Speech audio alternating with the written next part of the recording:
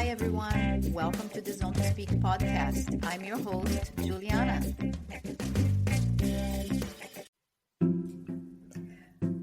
Before the episode, I have got to share one of my absolute favorite ride essentials, the Cyc Plus Smart Pump. This little thing goes everywhere with me. It's compact, powerful, and honestly a game changer on the bike. I love using it mid-ride when switching between terrains. I can drop the pressure for gravel and then pump it back up when I hit the road. Super easy, super fast. And of course, it's a total lifesaver in case of a flat or any loss of air. No stress, no hand pumping. Just press the button and go. You can grab yours with 10% off using my code ZONE2SPEAK. Link and details are in the episode notes. Trust me, once you try it, you won't leave for a ride without it. Cyc Plus Smart Pump. Smart, simple, and ready for any adventure. Now, let's hear it for the episode.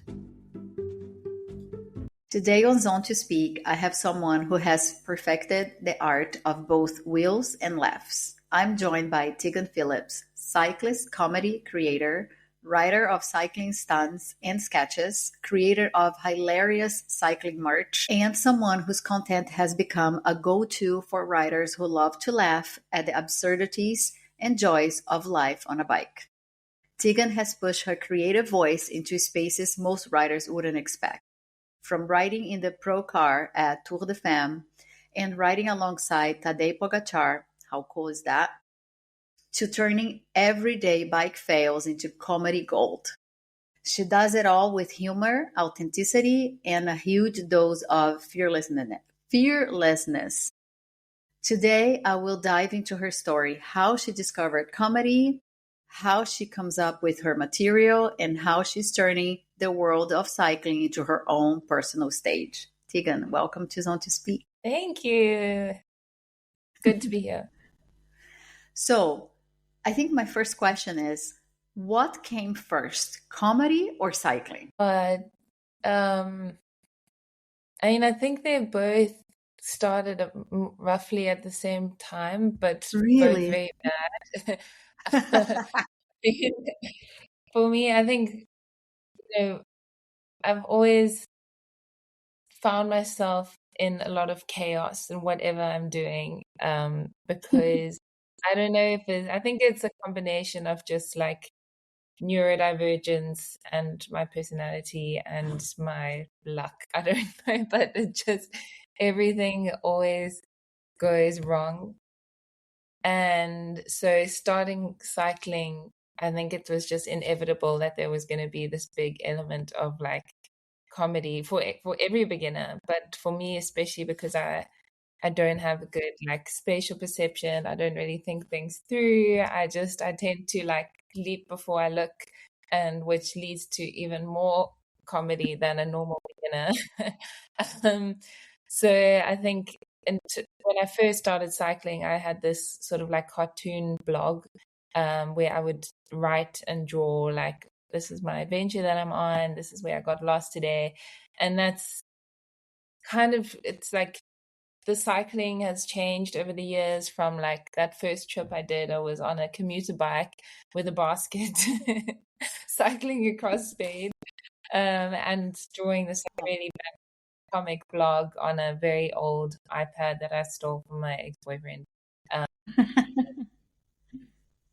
And I didn't really steal, he gave it to me. And then like kind of the cycling, as I slowly, like I'm a very, very slow learner and slow developer in everything that I do. I really take a long time to pick things up. So it was like, I think I was maybe doing quite intense cycling for 5 years before I even knew like what bib shorts were. I would just ride in my like, super cheap sports shorts with like my windbreaker tied around my waist and some like a hoodie, some snacks in my pocket, and that was my cycling life for a long time. And then over the years, the cycling got a little bit more sophisticated, and the comedy kind of, I think it was only really this year or the end of last year that I started to make videos and find that that's something that I really, really enjoy. Yeah. Well, I'm so happy you started making those videos because they are hilarious. And, I think it takes a special person like you to turn all the chaos or everything that is going wrong into, fun moments and not just, be down and think like, oh, everything goes wrong with me and be like a downer. But you turn your bad moments into gold comedy. There's so much I relate to. I remember one that really stuck with me was when you are going on a trip and then you have to pack and you keep on procrastinating and then you don't even want to look for your passport because you're so afraid of not finding your passport. And that was so relatable. But you were sketching, you said you have your drawings and you're writing. When did you realize that you wanted to do comedy? Was it the chaos that you thought I can turn this into funny moments? Or was there a defining moment that you're like, oh, I can, build this up into something? In terms, do you mean comedy in the comics or just comedy in terms of like the videos? The videos, yeah, the funny videos, Videos. yeah. Because the in my mind, like the comics were the original comedy, in that a video Got is it. actually Got it. like a storyboard for a video. That's a comic. Okay. Like if you're drawing, like I used to always draw out my videos as little comics just when I was planning my like shot list. So I think it's Oh, always been the way that my brain works, is these like visual stories. And so I think people have often approached me like it's two very different things, but in my mind the videos are just like easier to digest on social media, but it's really the same like foundational concept of like you have, you're just showing a whole lot of scenes and how the scenes unfold, and then there's like the story with stakes and a punchline and some relatable element. But I think from last year I started to realize like I really enjoyed watching comedy skits on Instagram, and yeah. then thinking, when you see something and you're like, oh, maybe like you with this podcast, like, oh, I feel like I could do that. Like, Yeah. that looks fun. Like, I think that would be a fun thing to do. And then it's always very humbling when you start. And I still feel like I'm at this stage now where you can see the ones that are really good. And then you're like, oh, I think I could do that. And then you try and do it. And you're like, fuck, it's actually really hard. So I Yeah. still like, even yesterday I was making this reel where I'm just like, this is so terrible. And then, it just takes time to learn how to execute. Like you can have this concept where you're like, yeah, this is going to be so good. And then you actually do it. And I feel like my stuff is still like really hit and miss. Like there's a lot of it that's just awful. I'm sure you're being, harder on yourself.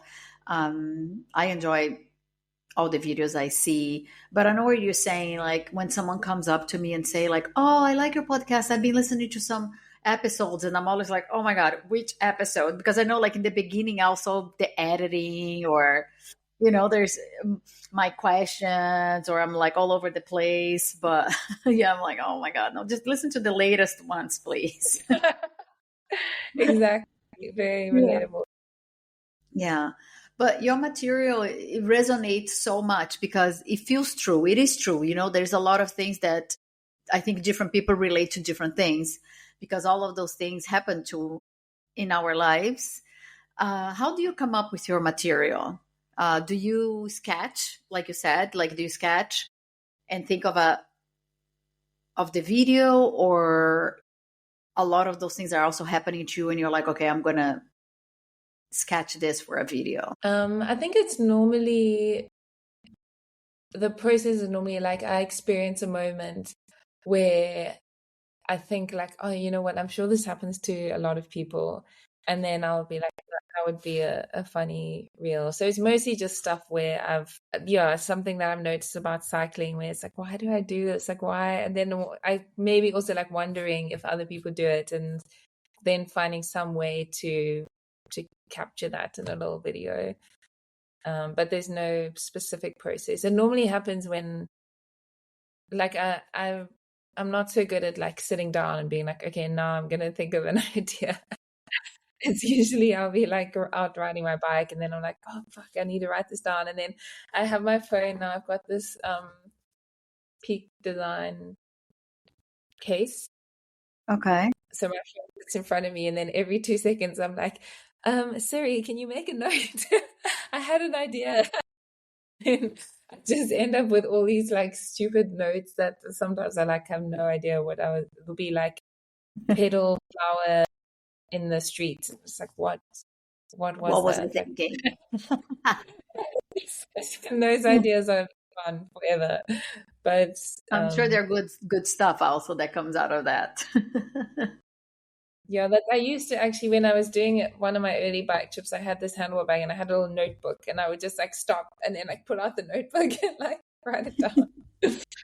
Yeah, I also have so many notes because sometimes I think of a question and then I'm like, oh, and then I forget that I have that note, and then I run into that note again. I was like, oh, I can't believe I forgot that question. Damn it. So this past summer, you were part of the Tour de Femmes on the pro car.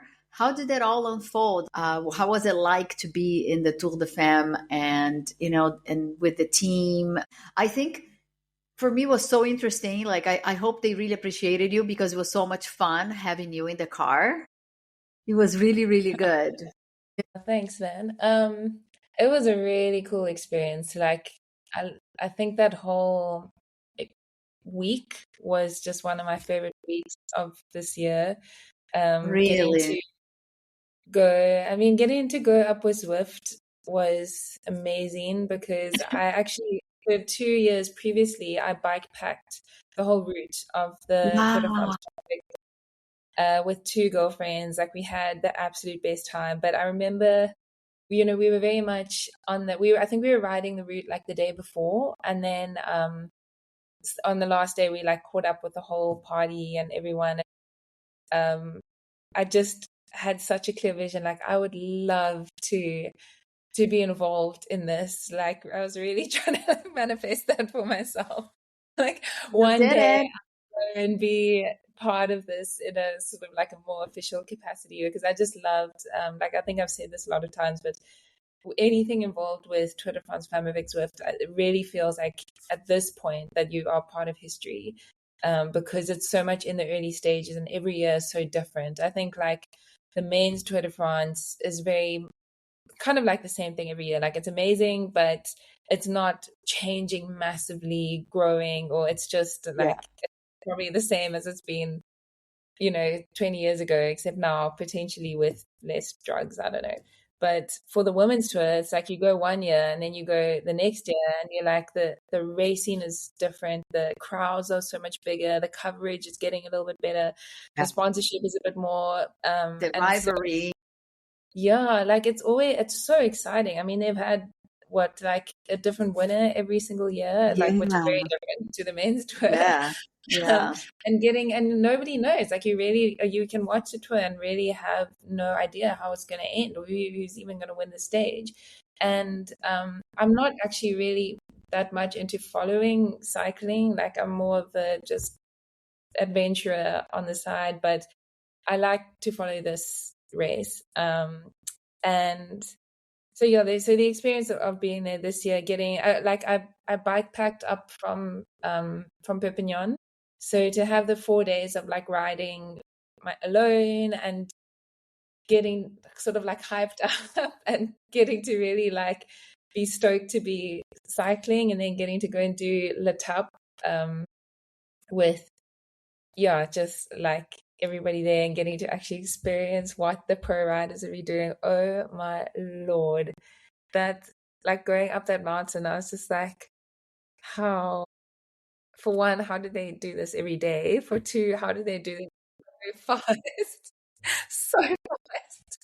And then just, like, I feel like I came out of that week. I mean, also the cool thing about that week is I was with Ola Welsh, the Irish ex like national track cyclist, and the two of us we'd hired this car. But every day, like, I think what doesn't really come across in social media is like it was pretty wild. Like every day was so jam-packed that we would arrive, and then in the morning it would be like, okay, we need to find the start of, because it starts and ends in a different place every day. So we'd have to, like, in this little hire car, Ola was driving the whole way, thank you, Ola, to go and like find the start, and then find parking, and then go, like, we'd do one day we were riding, one day we were doing the car thing, one day we were supporting, and then had have to, like, go do the thing, somehow get a shuttle back to the end, find your car. And then, so every night we were getting to our hotel, Wow. like driving for 1 or 2 hours to the next place, and then getting to the hotel at like midnight or 1 o'clock in the morning, and trying to like find the hotel. I remember at one point just like walking around Leon at like 1 o'clock, absolutely lost in the dark, and like just like, what am I doing? And so it was, I mean, it was quite intense, but it was just such an adventure. Yeah, it seems really, really intense, the schedule. I cannot even imagine the riders. Of course, the meals are ready for them and all that, but, massage and this and that. But it's still like you also have to, whoever podiums, you have to go to all those ceremonies, and then you have to transfer to the next city. Yeah, it's a So lot. I And how realized was that it? actually Go I ahead. didn't answer the question about being in the car, which I think was Yeah, I'm curious about like how was it being in the car and seeing all those dynamics.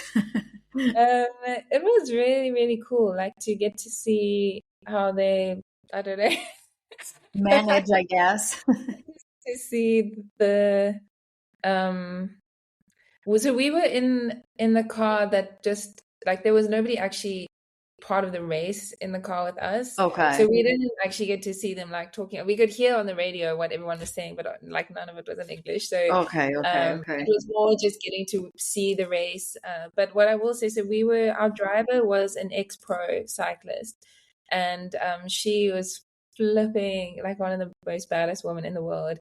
And they have to drive fast because they'll be on the radio and they'll say like, okay, the cars can't remember. There's like all these rules about like when the cars can come and what distance the brake has to be from the peloton, like all of these things. And so she would just be sort of like waiting, and we're driving around, and then all of a sudden it'll be like, okay, there's a gap, we can go. And then like 20 cars would like pull off the road and just be like Wow. driving very fast to try and it almost made me feel like when you're watching game, like the lions and stuff in South Africa, where the game rangers will be like, okay, we spotted some lions in this camp, and then all of a sudden everyone just goes like all the cars are like heading off and see this thing happening. But like as a passenger, you've got no idea what's going on, and you're just like, oh, okay. And then you like finally get somewhere and you're waiting, and then you just see these like little cyclists coming through, and then they come like they will literally be on a hill like this, and they just come past like and then Wow. it's like, Must be stressful to be the driver. yeah, I mean she was so chilled, but like I would have really Yeah, been I would stressed be because and then nervous. they also have to drive at the same speed as the cyclists are, right, which is fine like to go up, but when you're descending, like they're descending really, really fast. Yeah. So I did get really car sick. I was like by the end of it, I was actually ready to get out the car. Oh my gosh. Yeah, I would feel sick as well. Especially riding on the back, I always get a little bit nauseous. Yeah, So, oh my gosh, cannot imagine the Alps going up and down. but it was cool. Oh yeah, how cool. Incredible that you did that route the year before and manifested this. What an incredible experience. Yeah. And you had this wild experience as well, riding along Tadej Pogačar. To me, it would feel like a pinch me moment. How did it all actually happen? Were you invited? Like, how was everything? And I just want to also comment that I thought it was hilarious when you approached him and was like, how does it feel to be Wustka boyfriend? That was really funny. How did it take it? Yeah, he took that really well. Like he was such a like you can He's tell such a he's a nice really guy, right? yeah, just so chilled, like zero ego, which is insane given that like if somebody was gonna be entitled to have an ego, I think he's Yeah. earned that right. Yeah. But he Yeah. just doesn't Wow. yeah, the fact like I was getting so exhausted just watching him he had to make small talk with like every person at this event. And they Wow. were like being brought to so that everyone could get a chance to talk to him. And he would just say, "Oh, how are you? What are you doing here? What do you do?" Like, so chill. Like if I had to talk to 40 people in a row that Yeah, I'd never that's met, tiring. that were asking me to like sign things, or like, I don't know, just like obviously all starstruck as well. So people act a bit crazy when they're starstruck. Yeah. Like I would not manage, and for him to be able to do that all the time is wild. But the way that came about was Continental Tires was hosting. They have a sponsorship deal with him, Mhm. and so they were hosting this like coffee ride with Pogačar in Slovenia. It was actually the car tires that were organizing the event, but then they like the had bikes as well. I mean, it was a cycling event, so the cycling side was involved as well, obviously. And so yeah, they invited me to go along for just to actually join for the day for the ride. With I think there was maybe 20 other people that were mostly like C-suite people working in the car industry. Oh, okay. Actually, nobody really exclusively from the cycling world, which is why I managed to get an invite, I think. And I was really happy because I think a lot of the time these invites go to men in cycling, and it's Yeah, not. I don't think anybody's sitting there being like, how can we exclude women? But um, I they think a just don't lot of remember to invite yeah, women.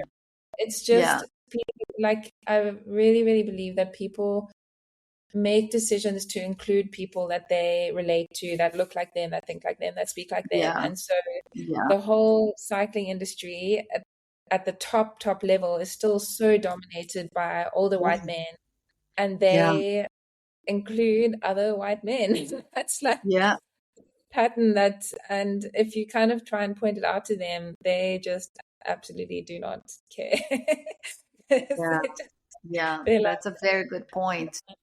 like, and I think they also get a bit like, these women are always pushing an agenda, or it's like this for a reason, or what can we do?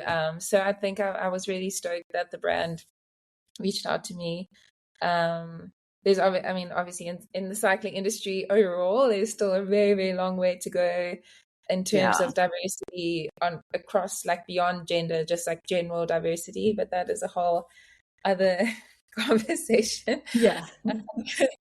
But yeah, so I have this little rule for myself that this year I decided to stop doing any trips that were more days of travel than of cycling. So like in this case, I was just like, I'm not spending 2 days flying to do one day of riding. Then because I work remotely, I work myself. So I'm not bound to any one location. So if I'm gonna spend a full day traveling somewhere from Girona, then I'm gonna stay there and ride my Yeah. bike. So then I had the idea to add on a bikepacking trip afterwards. And then I had the idea like, oh, what if I try and get a route from Hoggy? Um, and they approved that concept. And then it was pretty Nice. cool. I've got a YouTube video coming out with Conti in January about like what that whole day actually looked like. But Conti did like a very cool job of making it really special. Like with Tadej, they gave us all of these like signed photographs. We did a really cool, it was like a 40K ride. We went to his hometown. We went to this beautiful like stop with coffee. And then I was so, I really enjoyed it, but I was also just like really stressed the whole time because I Oh, was like, why? okay, I filmed this interview with him. They were like, you've got 4 minutes. They told me like before I even got to Slovenia, they're like, you have Wow. 4 minutes with him to get a certain amount of content. And my power bank died that morning. No. Oh my So God. and the coffee stop where I would get to interview him was right at the end of the ride. So I wanted to film a whole lot from the ride, but then also obviously film at the interview. And I just didn't want to like fuck it up. So Yeah. it's just the whole time I was writing, like Like there's you all have one shot, 4 minutes, don't mess it up. one shot, one opportunity. I mean, it was just like these very cool and other interesting people that were on the ride were trying to talk to me, and I was just not having any of it. Yeah, I need to focus here. Yeah. But then it went, yeah, like it all went really well as it could have gone. And I was happy that question that I got to ask him about Urshka, they had actually like cut me off 2 minutes earlier, and they were like, Tegan, in the background, like, stop talking.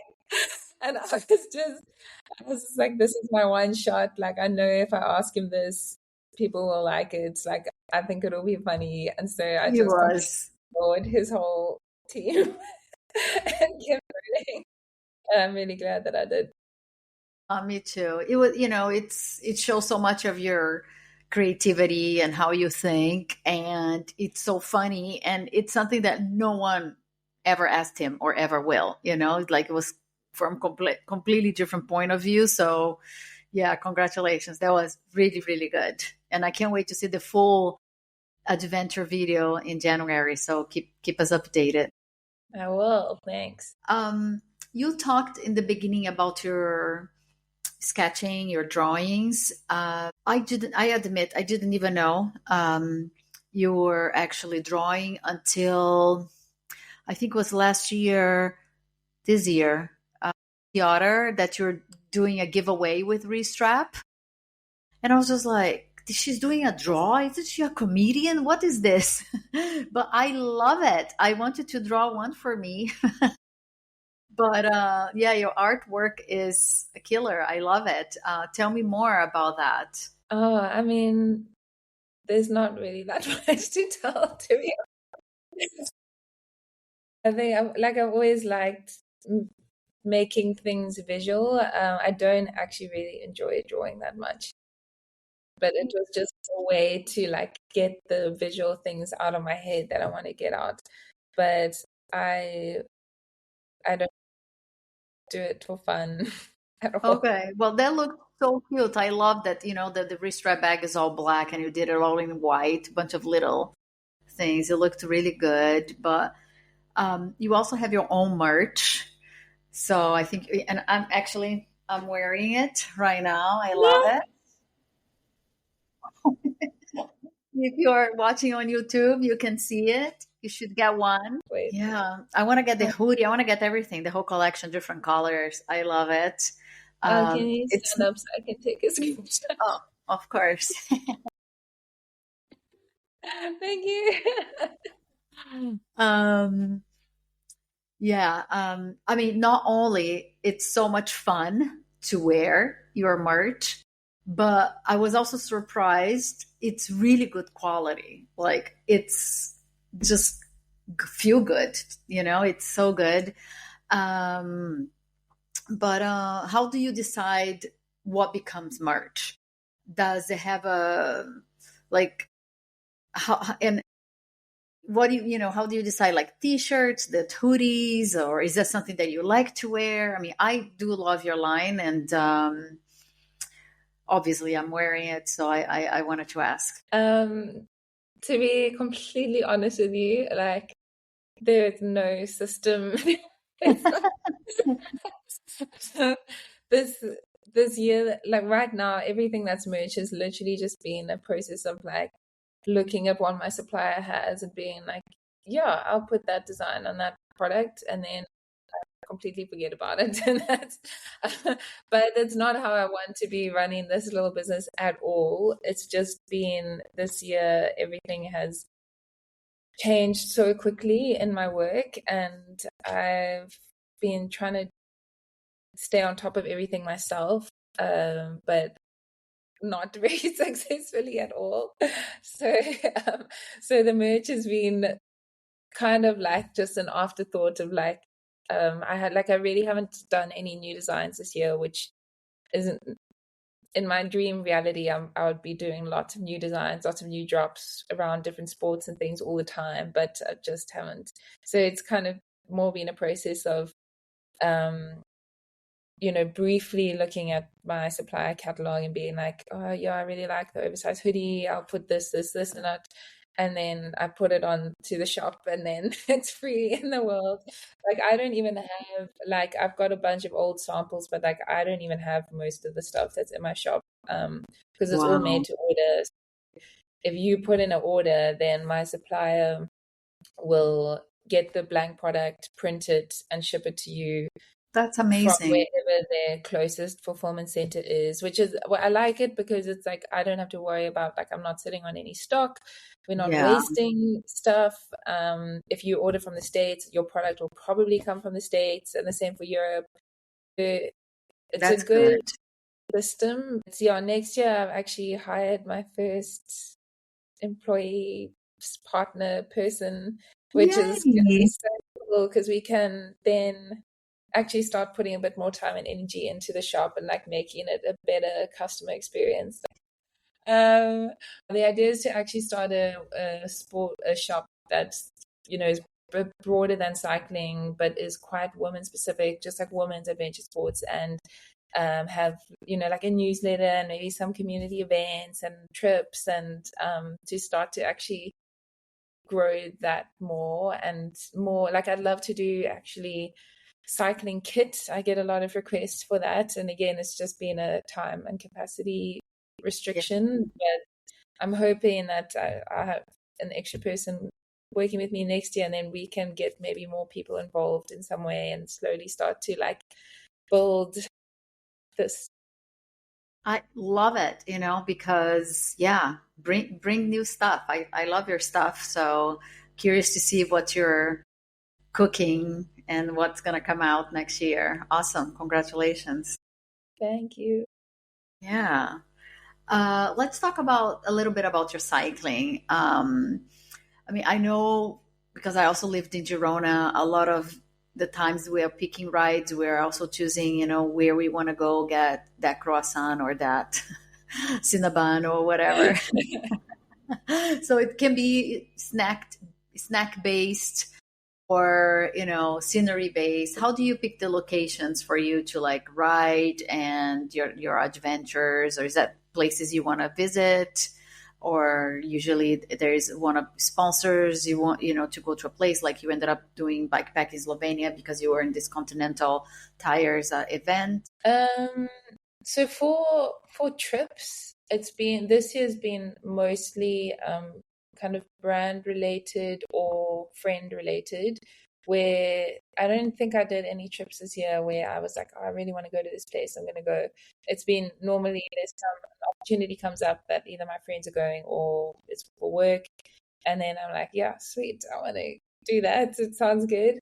But in general, for picking adventure places, I like to go for trips. Like I like to go places that are interesting. Like there's a lot of countries, I think, like where things are a little bit too clean and organized and regulated, that for me that is a bit I don't enjoy it so much. Whereas when things are like a little bit more chaotic, more wild, the scenery is more interesting, the culture is more different, like that's appeals to me a lot. But then for riding in Girona, I think because I've been traveling so much since living in Girona, when I get back here, like to be honest, I just don't want to think about anything. I tend to just do like the same two rides. When I was there, same, yeah. I don't want to go explore. I don't want to get lost. I think a part of me is also feels like I'm hopefully going to be here a while, so I won't, like, I'll have time to do more and explore more. And like when there's a big event, like I'll go and explore some new area. I'm always so jealous of those people who literally like plan a new route for every ride. Like my friend Anya would do that when she was living here. She would be like, oh, tomorrow I found this really beautiful route and it's 120K. I'm going to go do it. And I would just be like, oh, that sounds exhausting. I'm going to go ride 20K to like down the road and come back. Yeah. Yeah, I felt like that too. A lot of times I just don't want, I was afraid like if I try a new route, then maybe I'll get lost, or maybe it's one of those that the gravel trail actually turns into a mountain bike trail and then I have to hike a bike. And then I'm like, you know what? I'm just going to Wales and back. That's it. um, but your reach and influence have been growing and growing, which is great. Um, how has your role, your identity as someone who makes cycling comedy changed as you have grown, or you don't feel like you have changed? I don't know. It doesn't. I won't say anything really feels very different, um, internally or externally. I think I've always felt like a pretty big nerd, and I still really feel that way, especially in Girona. Like everybody here is just so cool, and like I wish that I could understand and also be cool. You are cool. Yeah, I mean, like I just don't get like I honestly study it. Like I'll go on Pinterest and be like, Chat GPT, like, how can I be cool? How can I fit in with these cool kids? Like I'm not like deliberately excluding myself to be like, oh, I don't want to be part of that. Like it's just a whole other mystery to me. So I think like having some more followers on Instagram, my life experience still feels like just being this weird person in my own little world. Yeah. Well, I think you're cool, but I know what you mean because I also used to live in Girona, so I know like even when I thought I was cool when I got there, I was just like, damn, yeah, it's a different level. Yeah, yeah. And well, I wanted to ask you what's next, but you already said a little bit, at least on the merch world. But besides the creative side on the merch side, like, is there anything else that you're planning for next year? Anything coming up that you're excited about, or any new project or collabs, new stunts? Um, Definitely some snowboarding. I think I just did this Yeah. snowboarding with in snowboarding in France. If anybody wants to get into snowboarding, I can highly recommend. They're like the best snowboard camp in the whole country, Mint. And so now I've started to think like maybe I do summer in Girona and winter in Morzine or something like because it was really, really fun. But I think for next year I'll definitely be at Tour de France Femmes avec Zwift again. And I haven't figured out exactly like if I'm gonna bike pack or like how it's gonna look, but definitely they're definitely gonna ride Le Top. Um, and then I I'm supposed to be writing a book next year. If my publisher listens to this, very Wow. I've written so much. But it's supposed to be, I'm hoping that it'll be done ideally by April and then can launch sometime around like Kendal Mountain Festival in England. If Cool. you listen to this, please manifest that for me that I Let's actually manifest it. Yeah. um, and then, but I think something that for like over the next couple of years, something that I want to start putting most of my energy into, besides like content or through content, is trying to really like grow and mobilize the outdoor woman adventure community. So sort of expanding a bit beyond cycling to sports like trail running, climbing, surfing, snowboarding, like all kind of like mountain, ocean sports, like adventure sports.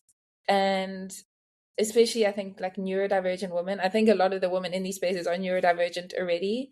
But yeah, like I feel like that's a community that I really admire and resonate with. And I feel like there's so much, uh, so much good that can come out of like growing that community and connecting those people and empowering them and making content for them, making merch for them. Like that, I think that's where my big passion is. And then ultimately like that can have a bigger impact on women in places where there's like less access to doing these types of activities. I think there's just so many ways that is good for the world in terms of it's healthy, it creates a new relationship that you have with the environment. People get more motivated to do things that are good, or like because you're spending more time in nature, self-esteem, and then I guess ideally trying to just expand over time to have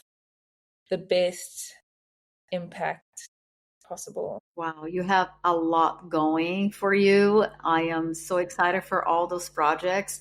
Also very passionate for what you're doing, to create these experiences for women. I started my own project, the She Rides, and I didn't expect to feel how I felt seeing all these women, like overcoming. Some were nervous or a little bit intimidated, and seeing all of them overcoming and being so happy and smiling so big at the end of a weekend riding together was so overwhelming in a very good way. So I really want to continue that. So I can't wait to see what you bring also, like to grow with this community and bring more women outside. And like you said, just have something for them, and build the confidence and just feel good. Yeah. Well, thank you so much. I'm so happy you made the time to be on the podcast. I hope we get to ride sometime in 2026. If not, I'm definitely going to continue to watch the comedy and hopefully get more merch when you bring more stuff to the collection, and watch out for that book. Oh man, amazing. Yeah, I'm excited for you as well to see all the things growing. So hopefully see you next year. Yeah, thank you. Thank you. And that's all for today's episode. I want to thank the listeners for tuning in. Your support means everything. If you enjoyed this episode, please consider following, leaving a review, and sharing it with your friends.